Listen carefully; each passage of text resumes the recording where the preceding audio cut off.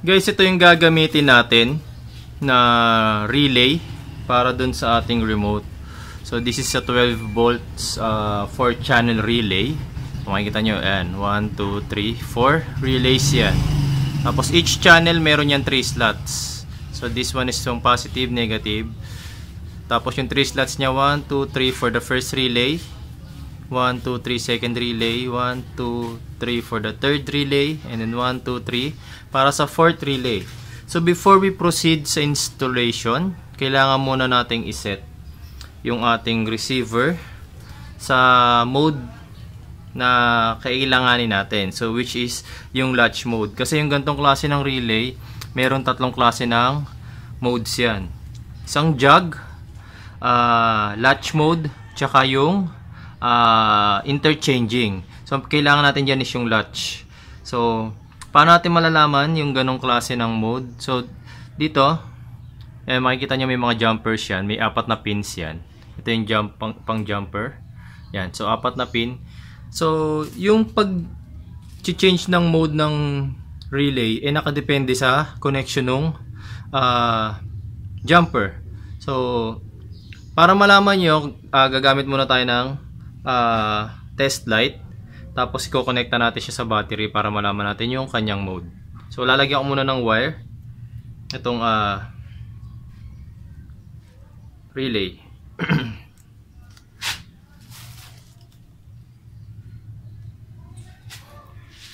Guys, meron niyang code sa kita naman dyan sa camera. Dali, medyo malabo. Yan, positive.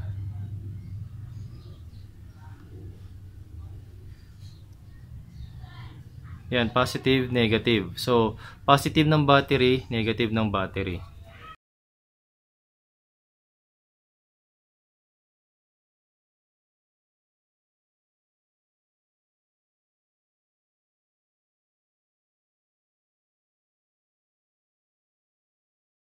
Yan, magkakabit tayo ng test light. Positive wire ng test light, doon natin ikakabit sa normally open.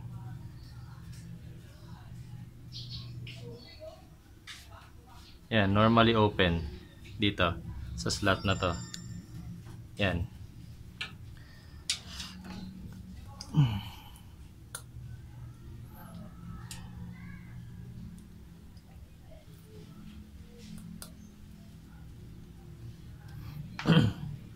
Yan, gamit tayo na isa pang wire.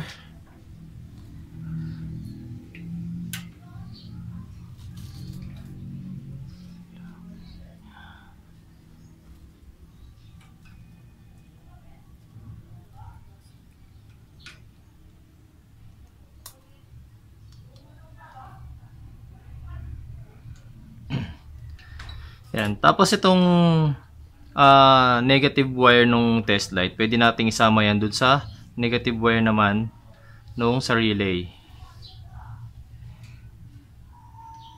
Tapos yung itong isang wire para sa positive, pwede nyo rin isama yan dun sa positive wire naman nung relay. Kasi kakabit natin siya sa battery. Negative wires dun sa negative terminal.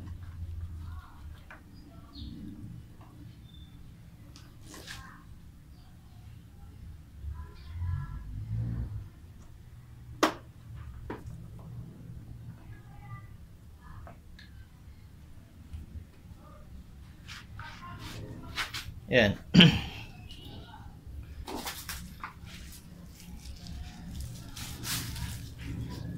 So guys, ang hinahanap natin kanina, tulad na sabi ko, latch. Kapag sinabing latch, pag pinindot mo ng isang beses, on, then press again, off. So, yung relay na kinabitan ko is letter D, relay. So, pipindutin natin yung letter D. Ayan. Ayan. Once na pinindot ko yung letter D, pag binitawan ko, namamatay. Okay, ang tawag sa ganyang mode is jog. So hindi yan yung hinahanap natin. Okay? So yung jumper setting din niya. Ayan, kung makikita nyo. Ayan. So, walang connection yung jumper. Kasi, nakatusok lang sa isang pin yung ating jumper. Tapos, kapag ginawa naman natin ganito ang settings, yan. Then, check natin ulit kung anong mode. Pinutin natin yung letter D. Yan. Yan. Pag pinutin natin ulit yung letter D, okay, so hindi siya namamatay. So probably interchanging. Try natin pumindot ng ibang relay, letter C. Okay, so interchanging nga siya. Kasi nung pinindot ko yung letter C, namatay yung ilaw. Try natin pindutin ulit yung D. Umilaw siya. Try natin pindutin yung letter A. Okay, namatay siya. So, yung mode na yan, ang tawag dyan is interchanging. So, hindi rin yan yung hinahanap natin. Ang hinahanap natin na mode is yung latch. So, papalitan natin ulit yung jumper setting.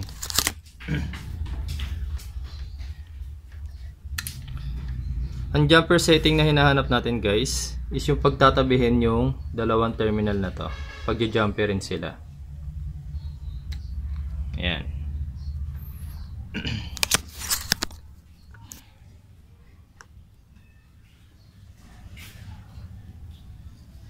Pindutin natin yung letter D. Ayan. Try natin pindutin yung letter C.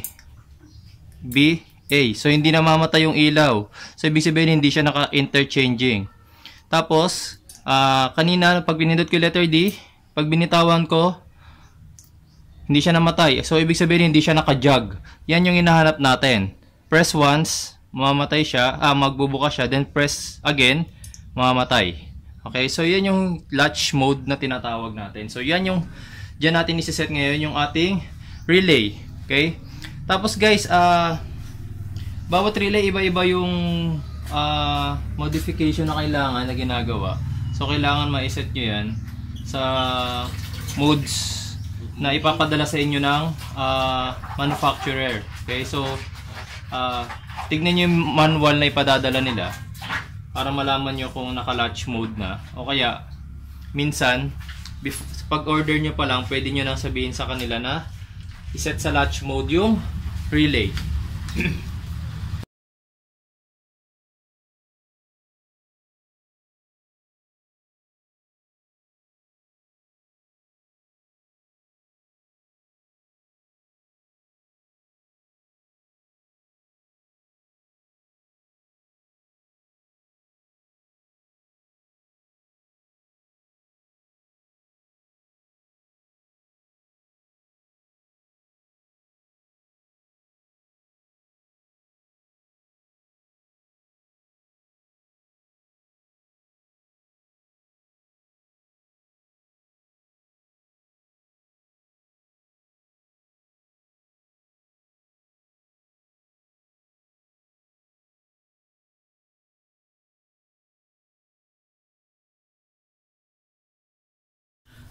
Guys, ito yung ating ignition switch. Okay, so sa mga wires na yan, dyan tayo magtatap ng ating relay. Tapos, yung gagamitin nating power source, nakadepende sa inyo yan. Kasi kung yung sasakyan nyo araw-araw nyo ginagamit, pwede nyo gamitin yung live source nyan, yung live wire na nakarekta sa baterya. So, dumaan sa fuse yun. Ito, kung mapapansin nyo, meron yan 5 wire. Isang main source, yung dalawa para sa accessories, uses sa ignition, and then yung isa sa starter. So itong pinakamatabang wire na to, itong white wire na to, yan yung sa nakadirekta sa baterya. So gamit ang test light, pag ginamit ako siya ng test light, ayan, naka-on siya, naka-off ang ating ignition switch. Tapos bukod sa kanya, lahat yan, ayan, lahat ng wires nakapatay na. Siya lang yung tanging may power supply. Kapag in-on ko yung ignition switch, ayan, so nagkaroon na rin lahat. Ay, sa starter tong black and yellow wire na yan, kaya wala siyang power. Ayan. So bukod do sa white wire nung naka-on na ignition switch, nagkaroon na ng supply ng kuryente yung other 3 wires, yung ignition tsaka yung accessory wires. Okay, so yung isa pang option guys, kung hindi nyo naman araw-araw na ginagamit yung kotse nyo, let's say once a week na i-stock siya, maganda, may advice ko guys, gamitin nyo yung ignition wire, wag yung battery wire. Kasi ang mangyayari, kahit na mahina lang yung gantong klase ng relay, kaya niyang i-drain yung baterya nyo. Baka pag dumating yung araw na kakailanganin nyo nang gamitin, madiskarga na yung inyong battery.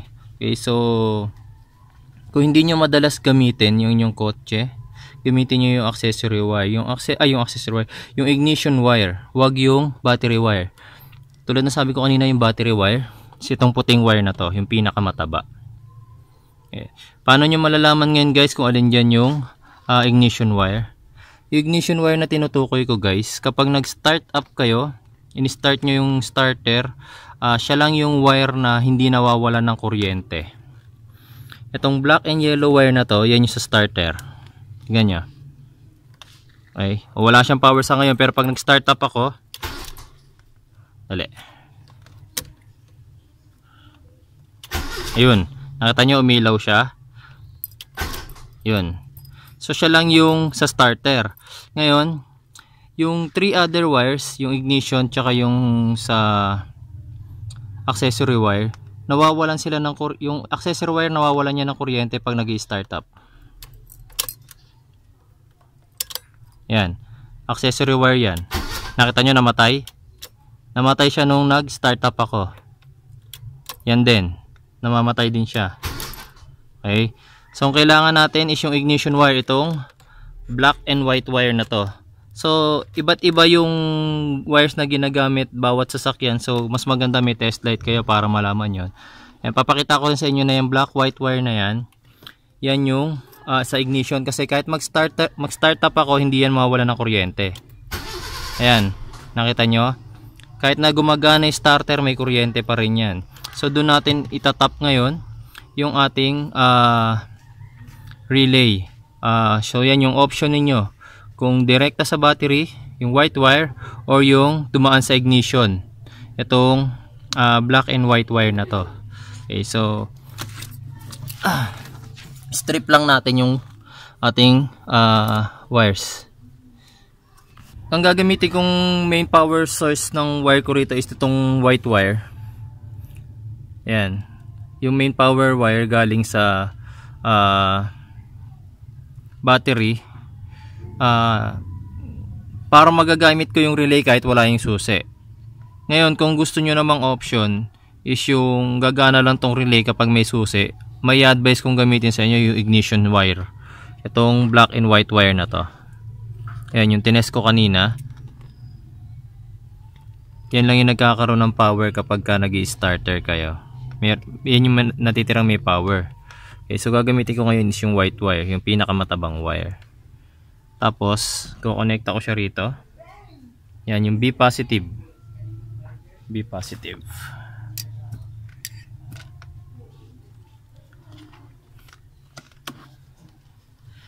Kaso guys, kahit na dumaan na sa fuse itong white wire na to, may main fuse yan sa labas.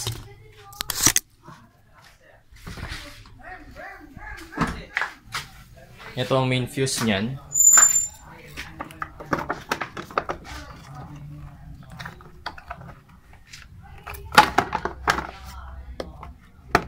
Yan. Mapapansin nyo, ignition switch. Yan. 40 amperes. Yan. So, dumaan na siya sa fuse.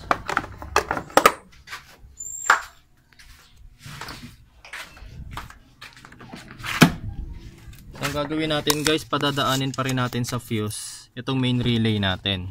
Kasi sa sobrang taas tong amperes niya, 40 amperes, once na magkaroon ng short circuit, may tendency na hindi pumutok yung 40 ampere fuse. Kaya gagamit ako ng separate fuse. So 10 ampere fuse lang yung gagamitin ko.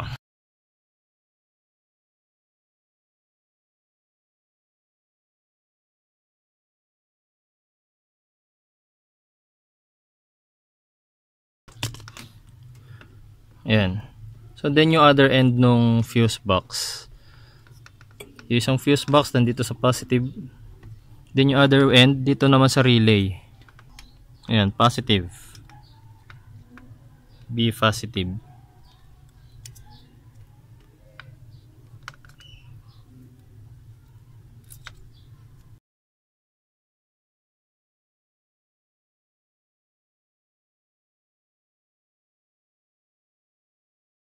Tapos V negative naman. So kapag sinabi negative, ibig sabihin negative terminal ng ating battery. Pero hindi na natin kailangan sa battery pa kumonekta. Ang kailangan na lang nating humanap dyan is yung good source of ground.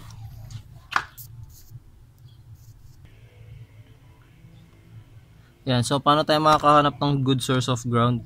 Guys, dito sa kotse natin may mga metallic parts. Yun yung gagamitin natin na ground. Okay, dito sa ilalim ng dashboard, hahanap tayo dyan ng pagkakabitan ng ground. Yan. So itong mga tornilyo na to yan guys, dinadalo yan ng ground dyan. Yan. Yan. Yung mga tornilyo na yan, dinadalo yan ng ground tulad din nito. Ayan, so nagkabit na ako dito kasi ng RPM gauge. Yan, ground wire yan. So dyan na lang din ako magkakabit ng isa pang ground para dun sa ating remote.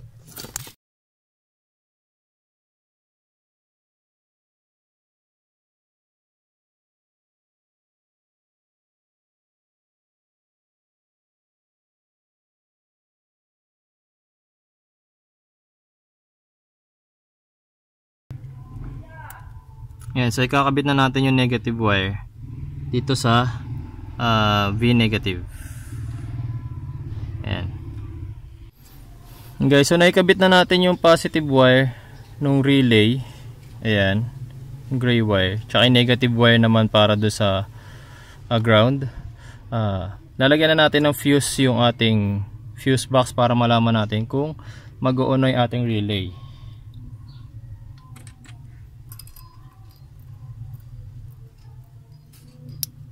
Yan. Nakita nyo yung kulay red na ilaw na yon. Ibig sabihin nag-on na siya. Ayan, pag tinanggal ko yung fuse, mawawala yung power. Ngayon naman guys, ikakabit na natin is yung para sa first relay. Itong first 3 screw na to, ito yung relay para sa letter A button. So kung makikita nyo, may codes din yan. Disregard nyo na lang yung number. Yung number 4 na yan. Yan 3. And disregard nyo na lang yan. So, yung codes lang naman yan, ibig sabihin, yung mga number na yan na 4, ibig sabihin, magkakasama silang tatlo sa isang relay. Okay. And then, usually guys, ang pagkakonektahan natin is itong COM. Yan, COM. And then yung NO, ang ibig sabihin niya, normally open. Huwag nyo gagamitin yung normally close. Normally open yung lagi nating ginagamit dyan. Sa paggamit pala ng mga wires guys, para di kayo malito, gumamit kayo ng magkakaibang kulay ng wire. So bali 6 yung kakailanganin natin na wire. 2 para sa power supply ng receiver, 2 para sa first relay, 2 din para sa second relay. Connect natin siya sa COM.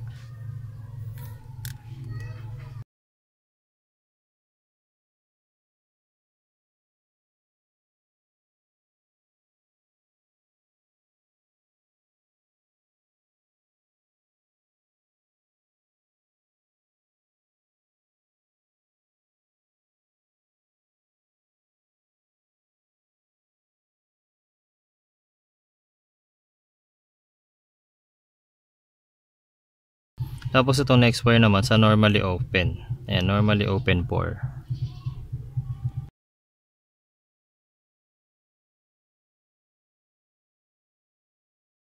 Tandaan nyo guys yung color blue, yan yung nakakonekta sa COM. So, then yung color violet yung nakakonekta sa normally open. Tapos, para malaman natin kung sa siya kukonekta, guys, tandaan nyo kapag ang makina na sasakyan nyo is carbureted engine, ang puputulan natin ng connection dyan is yung ignition coil. Ngayon, kung EFI naman ang engine ninyo, kailangan nating putulan dyan is yung fuel pump. Kasi hindi natin pwedeng putulan yung ignition coil kapag EFI ang engine ninyo, kasi pwedeng mag-cause yun na magloko yung computer box ninyo. Okay, so yung fuel pump kasi hindi naman yan yung power ng fuel pump hindi naman yan nakadepende sa computer box. Sa ignition switch lang yan naman yan nakatap. Kaya yun yung pwede nyong gamitin, yung sa fuel pump, basta EFI ang makina ninyo. Pero kapag ang makina ninyo is carbureted, yung ignition coil lang puputulan natin ng wire. Okay, so paano nyo malalaman kung ano yung ignition coil? Ito.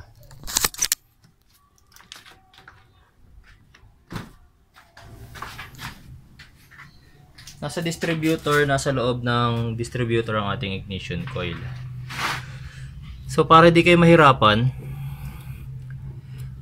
may dalawa yung wire, isang white tsaka isang black. Yung black wire na yan yung kanyang power source. Ayan, power source niya yan. So para mapatunayan sa inyo na yan yung power source niya, kaya gagamit tayo ng tester. Yan guys, so para malaman nyo kung alin dyan sa distributor nyo, sa dalawang wire ng distributor nyo yung positive wire, hugutin nyo lang tong socket na to. Yan. Tapos makikita nyo dalawa wire nyan, isang black tsaka isang white. So gamit ang test light, ay test natin kung alin dyan yung may supply kapag naka-on yung ignition switch. So doon muna tayo sa white wire. Yan. Hindi umiilaw yung ating test light. Okay. So doon naman sa black wire. Yan. Makita nyo umiilaw na siya. So yan yung merong ignition, meron yung power kapag naka-on yung ignition switch. Pwedeng magpagapang na lang kayo ng wire. Dito kayo mag-cut. Cut nyo yung kulay black na wire na yan. O kaya doon kayo mismo sa ignition switch. So paano nyo malalaman kung alin doon sa ignition switch? Papakita ko rin sa inyo. Yung wire na papunta sa ating distributor ay itong wire na to. Itong white and black wire na to. Ito rin yan. Yan. Galing sa ignition switch. Yan. So ito rin yan. So para patunayan ko sa inyo na yan nga yung wire na yon, paandarin lang muna natin yung makina natin. Ayan. Makikita nyo umaandar na siya. So once naputulin ko ang wire na yan, mamamatay yung ating makina. Okay, so puputulin ko na siya dahil yan din naman yung gagamitin natin na wire mamaya para i-connecta dun sa ating receiver.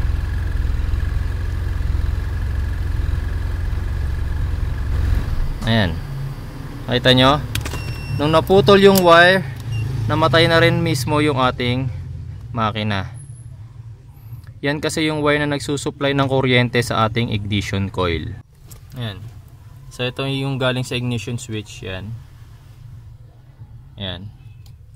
Connect natin sa COM.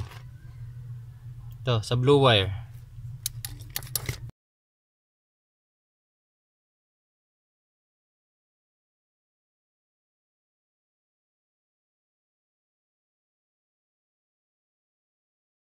Doon naman sa pinagputulan yung kabilang side ng black white wire. Yan naman yung wire na papunta sa ignition coil ninyo. So diyan naman natin kakabit itong kulay violet na wire na kinabit natin kanina, yung normally open.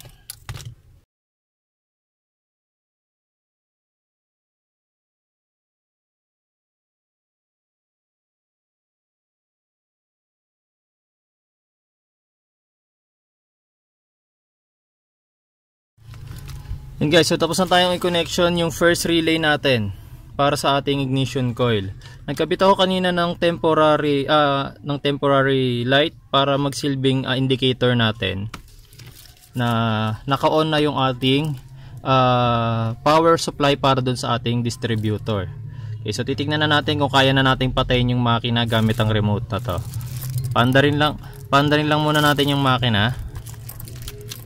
Ayan, so i-on muna natin siya kasi kapag hindi naka-on yung ilaw na yan, hindi mag-i-start yung ating sasakyan. Ayan, kung nakita nyo ayaw mag-start. So pag in-on ko siya, then start ko, ayan, Nakita nyo, umaandar na yung ating makina. Tignan natin ngayon guys kung kaya nating patayin yung makina gamit ang remote na to sa pamamagitan lang ng pag-press ng letter A button. Pag masdan nyo rin guys yung ilaw, mamamatay din yan kasabay ng pagpindot ko nito, kasabay ng pagkamatay ng makina. Ayan, namatay yung makina. Guys, so kakabitan na natin ang dalawang wire itong second relay natin. Yun yung para sa starter. Gagamitin natin ulit yung COM. Yung COM tsaka yung normally open. So this time para sa relay na to. Itong 3 sets, 3 screws na to. Doon lang tayo sa COM tsaka sa normally open. Kakabitan ko lang siya ng wire. Yan. So yung white wire natin yun yung sa COM natin. Yan. Red wire, normally open. Okay, so naka-prepare na yung wire para sa ating starter. So kailangan natin gawin muna is yung connection ng ating relay. Okay, so unahin natin gawin ng connection itong relay natin. So dito muna tayo sa socket. Total may tag naman yan.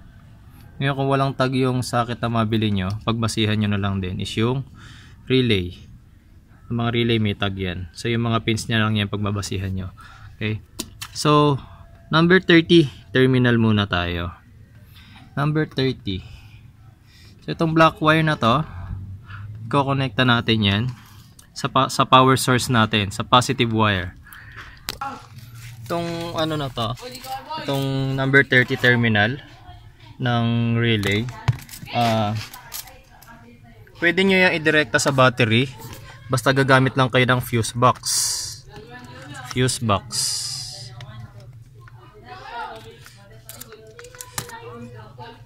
Tapos, kung ayaw nyo naman dumirekta sa battery, yung sa ignition switch ninyo, ayan, yung matabang wire na yan, yan yung, dyan tayo nag-connect kanina nung ating, itong white wire na to. Yan, yan yung papunta sa ating relay. Ayan, white wire. Ayan. Ayan, positive ng ating relay. Pwedeng yan din yung gamitin natin. Although, kakailanganin din natin gumamit ng fuse box kasi iniiwasan natin dyan yung magkaroon ng short circuit. Kaya, nagamit din tayo ng fuse para in case na magkaroon ng short circuit, may fuse na puputok. Guys, take note yung pinagkabitan ko ng number 30 terminal. Number 30 terminal na yan ng relay. Ayan. Labo niya. Ayan, number 30 terminal ng relay. Ito siya yung black wire. Tapos dumaan sa fuse box. Ayan. Ito yung live wire kanina guys, na kahit na naka-off yung ignition switch, meron niyang power. Ayan. Naka-off yung ating ignition switch. Ayan, naka-off. So meron niyang power. Ayan.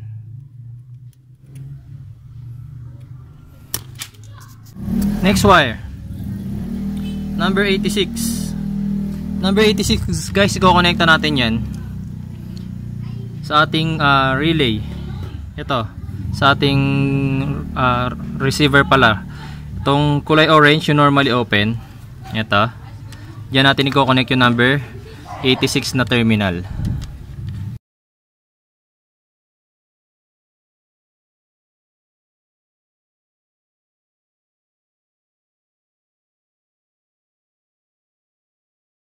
Next wire tayo. Tapos na tayo sa 30, tapos na tayo sa 86. So yung number 85 naman. Guys, ito ang pagkakabitan ko ng number 85 na wire. May advice ko sa inyo, kung merong neutral indicator yung inyong kotse o sasakyan nyo, sa neutral indicator nyo siya itap. Pero kung wala, may advice ko sa handbrake kayo mag-tap. Yan. So gamit ako ng green wire. Papakita ko sa inyo kung saan sa handbrake kayo magko-connect. Guys, para matanggal nyo tong cover, meron yan 3 screw. Ayan, may 2 sa loob. Tapos dito may isang nakatago.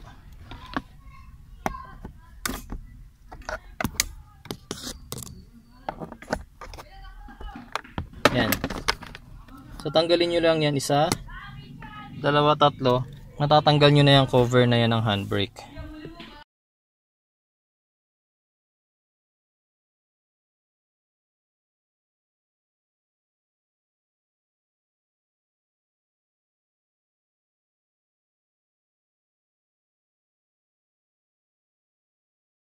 Kasi ito yung wire na tinutukoy ko sa inyo. Yan. Diyan natin itatap ngayon yung number 85 terminal ng ating relay. Babalatan lang natin ng konti yan para makapag-tap tayo.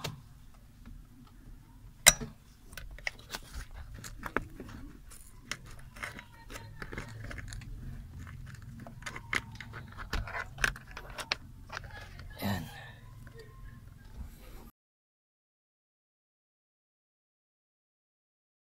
Babalatan ko na siya ng konti. Tapos kakabit ko na tong wire galing sa number 85 terminal ng ating relay. Ayan, so naikabit na natin yung tatlong terminal ng ating relay socket. So last terminal na tayo, terminal 87.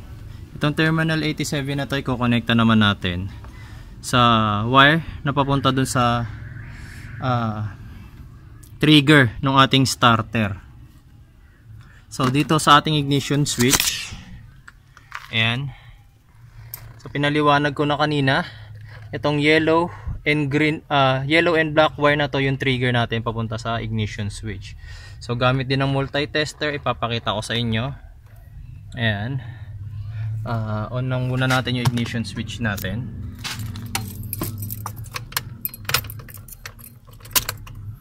Pag naka-on guys ang ignition switch natin, yung trigger na yon, yun lang ang walang power. Yan, may power yung blue. Yung blue meron din. Isa pang blue. Yung main, yung white meron. Yung black and white wire, wait lang, hindi ko makita. Yan, meron din. So yung black and yellow wire, yan, wala. Wala siyang power. Kasi nagkakaroon lang yan ng power kapag nag-switch na tayo. Yun, nakita nyo, umilaw siya. Yun yung wire papunta ngayon sa starter natin.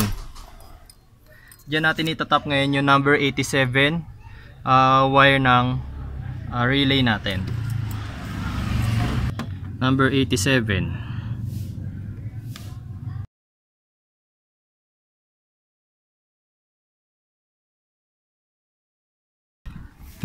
At yung kabilang dulo ng wire, yung blue wire kanina galing sa number 87 terminal, itatap natin do sa yellow and black wire na yan. Yellow and black wire. Ito yung yellow and black wire na hinahanap natin. So mag-i-strip lang ako dyan. Tapos itatap ko dyan yung wire na galing sa number 87 terminal ng relay. Yan. Nabalatan na natin siya. Connect lang natin tong wire na to.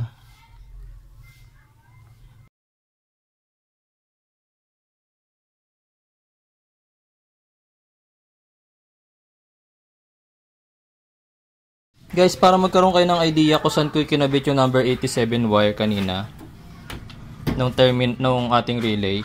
For example, this is yung starter ninyo. Ito yung galing sa ignition switch. Yan yung trigger. So dyan natin kinokonekta yung number 87 terminal ng ating relay. Ito yung wires. Tapos nasa ilalim yan yung yung wire na kailangan nating hanapin pagkakabitan natin ng number 87 na relay.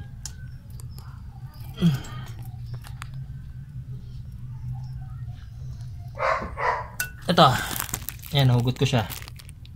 Yan yun. So kung hindi nyo siya mahanap sa ignition switch, hanapin nyo lang tong wire na to. May yung socket na yan.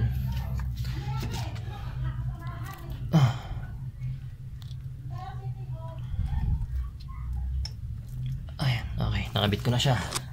Basta, ito yung example ko ng, isang maganda example ko ng starter.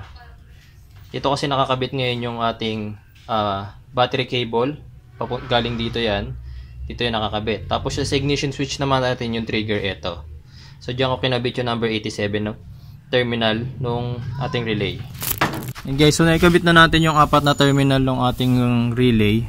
Last na lang is yung natitirang wire na lang yung galing kanina dito sa ating receiver.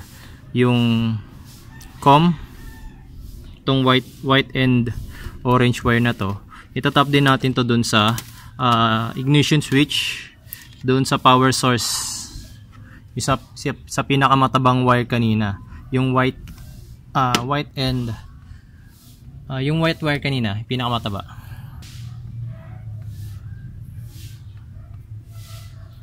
Dito. Yan. Yung white wire na yan kanina. Diyan din natin siya kakabit. Tapos ko na i-connection yung ating relay, tapos na yung ating receiver, tapos na rin yung connection ng relay natin. So lalagyan na natin siya ng relay mismo. Ayan.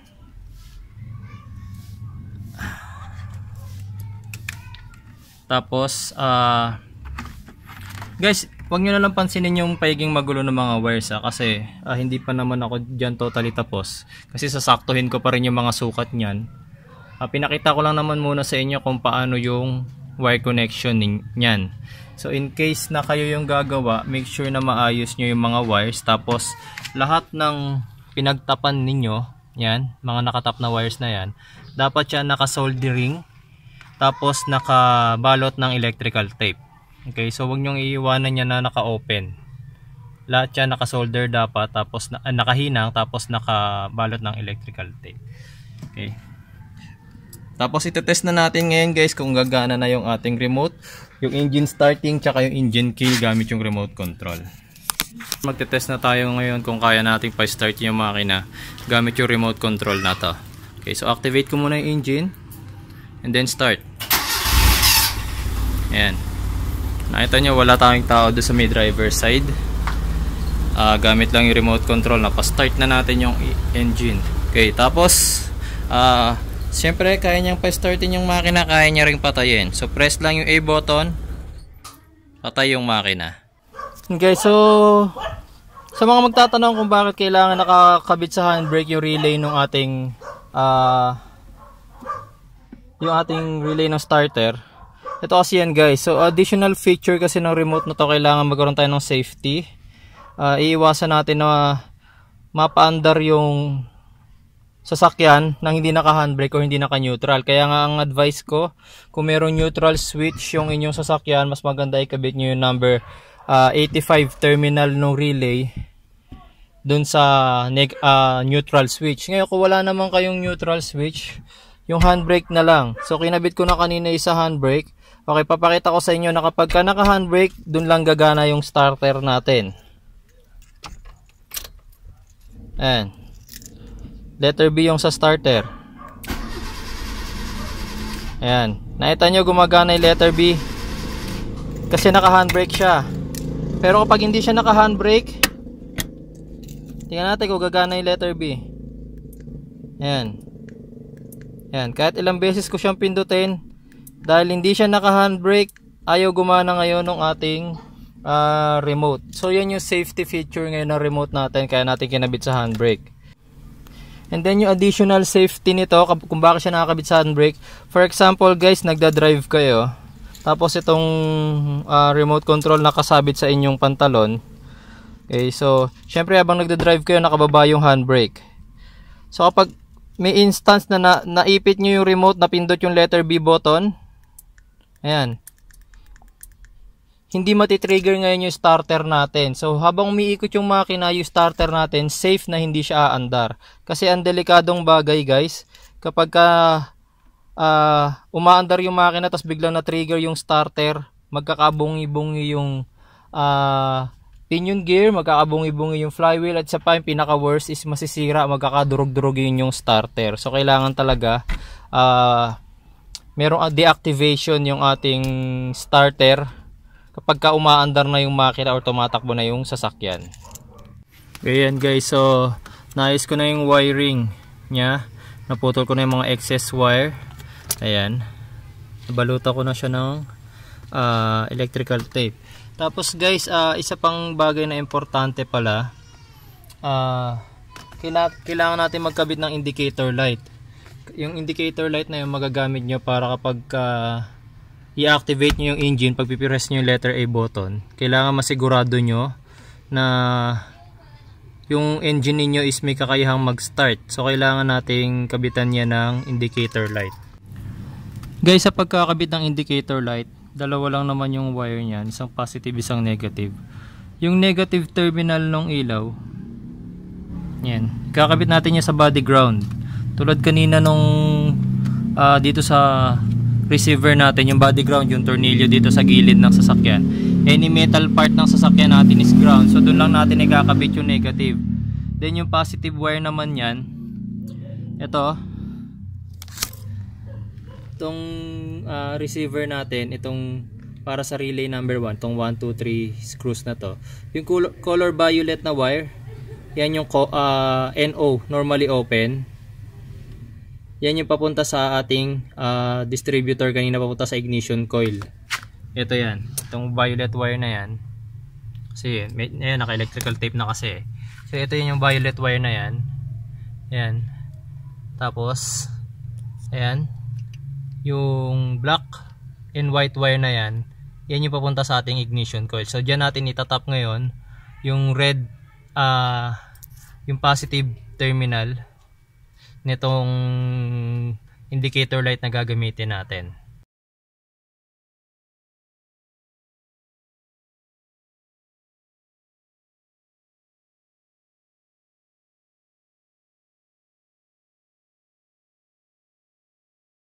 Itong orange wire na to guys, nung ating indicator light, yan yung papunta sa negative or sa body ground.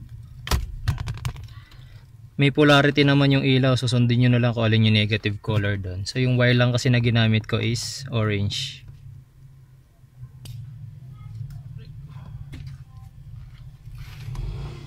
Then itong white wire na to guys, yan naman yung positive wire nung ilaw natin. So dito natin siya itatap tulad na sinabi ko kanina. Ayan. So black white wire na to, papunta yan sa ignition coil.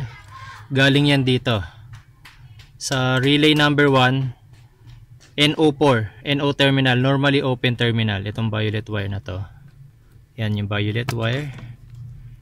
Ayan, papunta dun sa ignition coil, papunta ignition coil yan.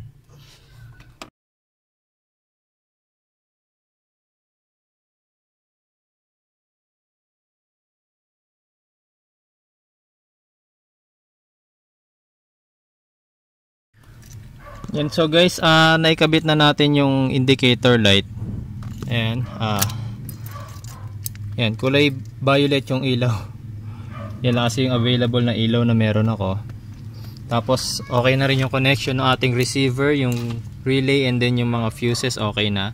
So iti-test na natin siya. Yan, pag nakailaw yung kulay violet na ilaw na yan guys, dyan lang yung time na pwede mag-start yung sasakyan natin, tulad ngayon. Ayan, maandar yung ating makina. Okay, kapag nakapatay ang ilaw na yan, automatic mamamatay yung makina. Okay, tapos kahit nasa inyo yung susi, ito, susi, kahit nasa inyo yung susi na yan, kapag hindi na-activate ng remote yung ating engine, kahit i-start ng start yan, ayan, so makikita mo, natitrigger lang yung ating starter pero ayaw mag-start kasi nga hindi activated yung ating engine. So pipindutin natin yung letter A. Pag umilaw yung kulay violet na yan, tsaka lang aandar yung ating makina. Ayan. Tapos yung pagpatay ng makina guys, meron pa rin dalawang way yan. Pwedeng dito sa remote. Yan, pwede sa remote. Pwede pa rin sa ignition switch. Ayan. Ngayon guys, so nakita ninyo kung paano ko ikinabit ngayon yung ating remote control dun sa ating kotse para maging remote operated to. Pero guys, take note itong sasakyan natin, two-way pa rin yung kanyang activation. Gamit yung remote tsaka yung gamit yung susi. Okay, so kung wala yung remote, hindi mag-i-start yung sasakyan. Ayan. For example, susi lang meron kayo, tapos wala tong remote. Tulad na sabi ko kanina, ma-activate lang yung engine kapag napindot yung letter A button, kapag lumabas yung kulay violet na ilaw na yan. So kung wala tong remote, kahit nasa inyo yung susi, ayaw mag-start. Same way, for example naman, wala naman yung susi, remote lang ang meron kayo. So pipindutin natin yung letter A button. Ayan, ayaw umilaw nung kulay pink, although gumagana yung ating letter B button. Ayan, so hindi rin gagana yung remote without yung key. Okay, so two-way pa rin yung activation ng engine, using the key and using the remote pa rin. Okay, so kung gusto nyo naman nung activation ng makina na hindi na gumagamit ng susi, gagawa ko na isang video para i-override naman itong remote na to. Gamit naman yung letter D. Ito yung kulay pulang button. Yun yung override. Okay, so ituturo ko sa inyo kung paano gamitin yung letter D button na yan. Okay, so abangan nyo yung next video ko. So I hope sa video na to matutunan nyo kung paano mag-install nung alarms, nung aking anti-theft and then engine starting using this remote control.